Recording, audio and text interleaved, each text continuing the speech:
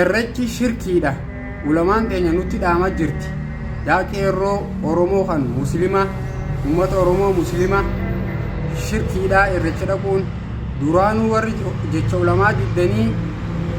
irrecha dhaytan duraanuu isin muslimummaan maqaat isin irra jira malee ittiin jirtan jechuudha duraanuu isin deebitanii shaadaa qabatuu qabdan rabbiin nuun fille irrecha jechuudha waan rabbiin nuuf file siimaa dhaggeeffadhu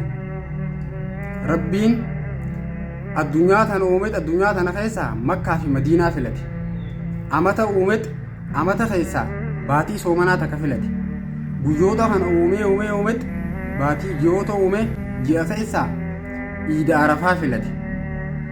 torbee uumet torbee keessaa guyyaa jummataa filate